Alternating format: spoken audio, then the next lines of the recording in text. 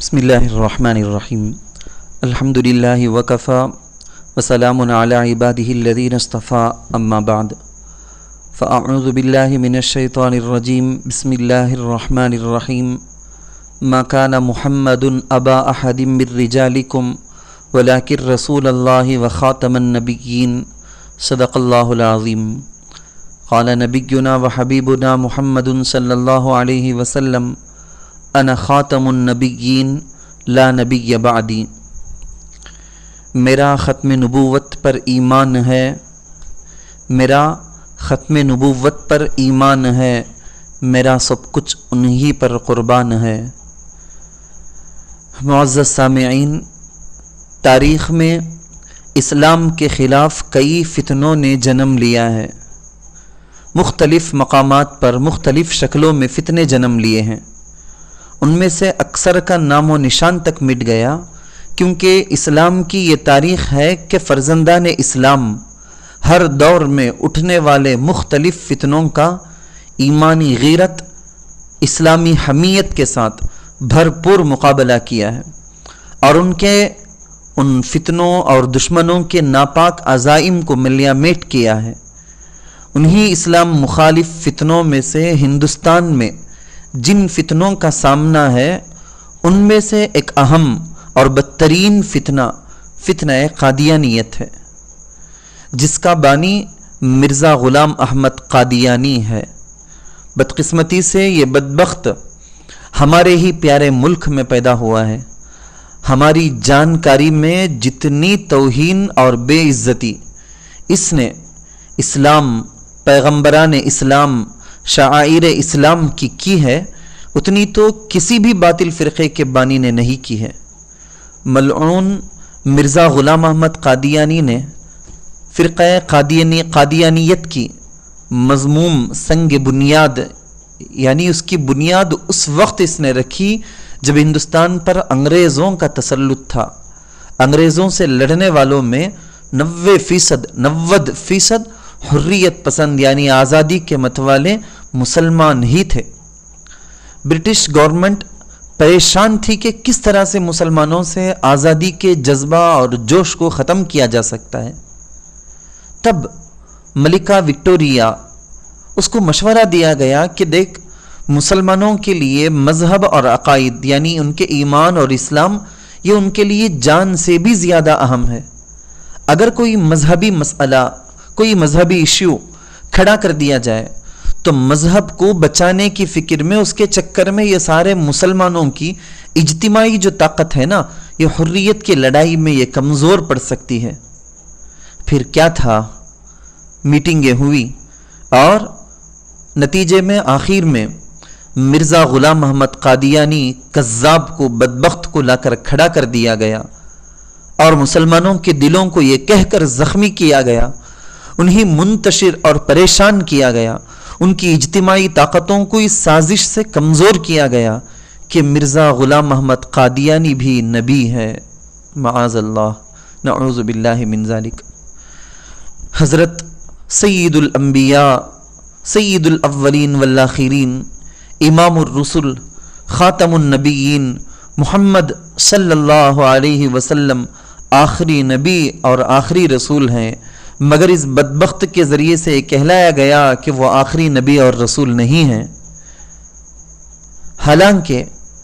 پوری دنیا کے مسلمانوں کا یہ پکا اور مضبوط عقیدہ اور ایمان ہے کہ انسانوں کی ہدایت کے لیے بھیجے گئے پیغمبروں کا سنہرا سلسلہ نبی کریم صلی اللہ علیہ وسلم پر ختم ہو چکا. یہی اللہ کی سنت اور اللہ کا دستور ہے کہ ہر چیز کی ایک ابتدا رکھتا ہے تو اللہ اس کی انتہا بھی مقرر کر دیتا ہے. چنانچہ قدرتی قانون کے تحت اللہ نے حبیب کبریا، احمد مجتبی، رسول مصطفیٰ حضرت محمد صلی اللہ علیہ وسلم پر یہ سلسلہ نبوت، اللہ نے اس سلسلے کو ختم کیا. آپ کی وفات کے بعد بڑے بڑے فتنوں نے سر اٹھایا، مگر حضرت ابوبکر صدیق رضی اللہ عنہ، جو اللہ کے رسول صلی اللہ علیہ وسلم کے بعد پہلے خلیفے ہیں، خلیفہ بلا فصل ہیں، انہوں نے بڑی حکمت عملی اور ایمانی غیرت اور ایمانی حمیت سے 1 سال سے بھی کم کے عرصے میں تمام فتنوں کو ختم کر کے رکھ دیا۔ ایک عجیب بات آپ لوگوں کو سناؤں، یہ جو بیان ہے، بیان نہیں ہے، میں جو آپ سے بات کر رہا ہوں ایک اہم چیز کا تعارف کے لیے، عقیدہ ختم نبوت کو دلیلوں سے ثابت کرنے سمجھانے کی غرض سے یہ آڈیو نہیں ہے، یہ ویڈیو جو آپ دیکھ رہے ہیں، سن رہے ہیں، یہ اس مقصد سے نہیں ہے۔ اس کے لیے تو مستقل ہمارے چینل کے اندر بہت سارے پیغامات ہیں، آپ انہیں دیکھ سکتے ہیں، سن سکتے ہیں۔ چلے میں آپ کو ایک عجیب بات سناؤں۔ یہود اور نصارہ نے اسلام کے خلاف سب سے پہلے جو سازش رچی تھی وہ یہی ختم نبوت پر حملہ تھا۔ ایک عرب عالم کی تحقیق کے مطابق جن 5 افراد نے آپ صلی اللہ علیہ وسلم کی وفات کے بعد نبوت کا دعویٰ کیا، دعویٰ کر کے مسلمانوں کے ایمان کو ختم کرنے کی کوششیں کی، ان سبھی کے یہود اور نصارہ سے گہرے تعلقات تھے۔ حضرت ابوبکر صدیق رضی اللہ عنہ نے نہ صرف صحابہ کرام رضوان اللہ علیہ مجمعین کو بلکہ قیامت تک آنے والے ہم تمام مسلمانوں کو، ہم تمام آپ کو اور مجھ کو، ہم تمام مسلمانوں کو یہ نعرہ بطور وراثت کے، یعنی وراثت میں ہم کو یہ دیا کہ اَيَنْقَصُ الدِّينُ وَأَنَا حَيٌّ۔ ہر مسلمان یہ غیرت اپنے دل کے اندر پیدا کر لے کہ کیا میرے جیتے جی، میرے زندہ ہوتے ہوئے میرے اللہ اور میرے رسول کی شریعت کے اندر کوئی کمی آئے، حرف برابر بھی، نقطہ برابر بھی کمی آنے میں نہیں دوں گا۔ یہ اللہ ہی کا فضل ہے۔ نبی کریم صلی اللہ علیہ وسلم کی تربیت یافتہ، اللہ کے نبی کے تربیت یافتہ، خدا کے محبوب جنتی صحابہ کرام رضوان اللہ علیہ مجمعین سب کے سب نے مل کر جس بات پر پہلا اجماع اور اتفاق کیا وہ یہی عقیدہ تحفظ ختم نبوت ہے کہ نبی کے بعد نبوت کا دعویٰ کرنے والے ہر شخص کو کافر قرار دیا جائے۔ نبی کے بعد نبوت کا، رسالت کا دعویٰ کرنے والے ہر شخص کو کافر قرار دیا جائے۔ آج دوبارہ وہ ارتداد کا فتنہ بڑی تیزی سے سر اٹھایا ہوا ہے، مگر ہم میں صدیق اکبر والی غیرت اور حمیت ہی بالکل نظر نہیں آتی۔ جیسا کہ مفکر اسلام حضرت مولانا ابو الحسن علی میاں ندوی رحمۃ اللہ علیہ نے فرمایا تھا، ردت ولا ابا بکر لہا، کہ مسلمانوں کو مرتد کرنے والا فتنہ پھر زوردار طریقے پہ سر اٹھایا ہے، مگر اس کا مقابلہ کرنے کے لیے ابو بکر جیسا حوصلہ کہیں نہیں۔ آج چاروں طرف فکری یلغار ہیں،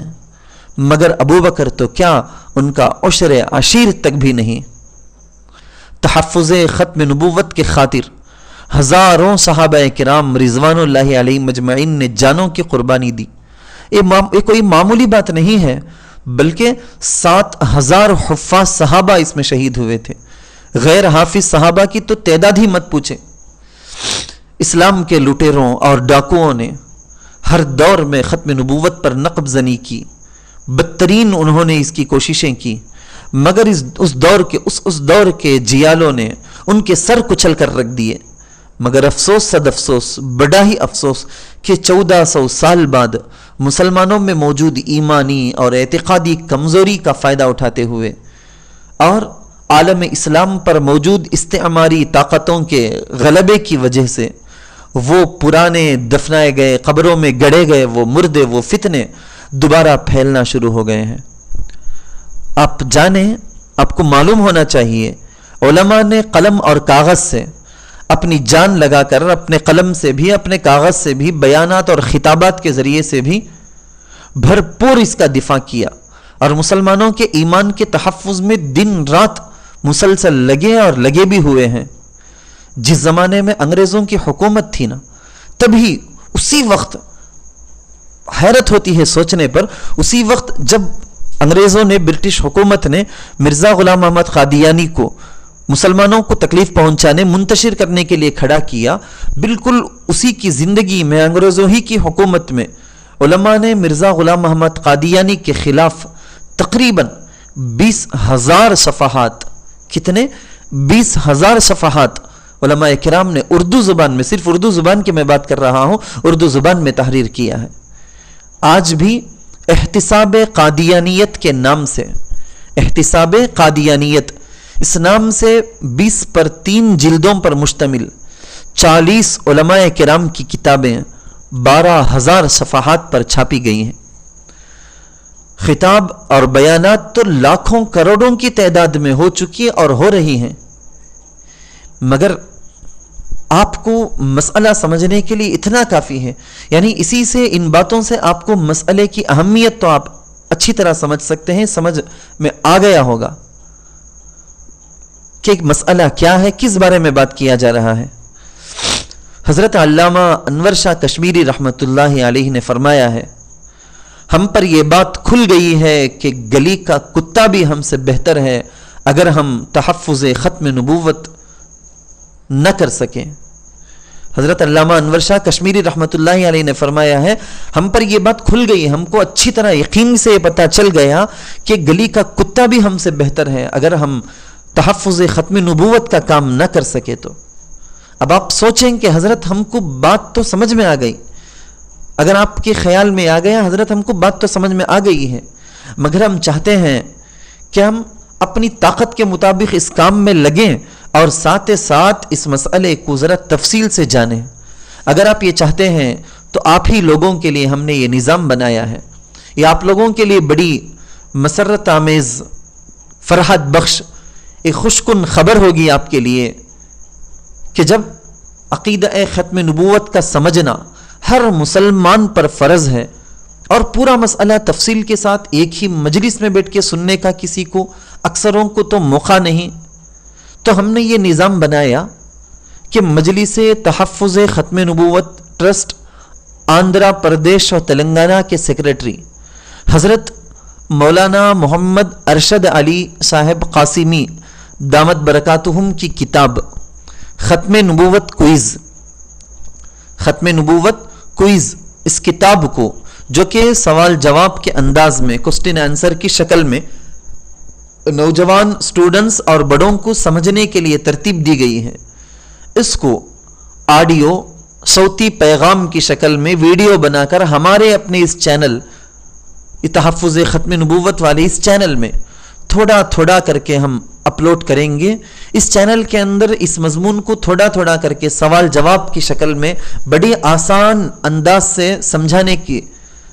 کوشش کرتے ہوئے تھوڑا تھوڑا کر کے مختصر حصہ اپلوڈ کیا جائے گا مسلسل، جس کو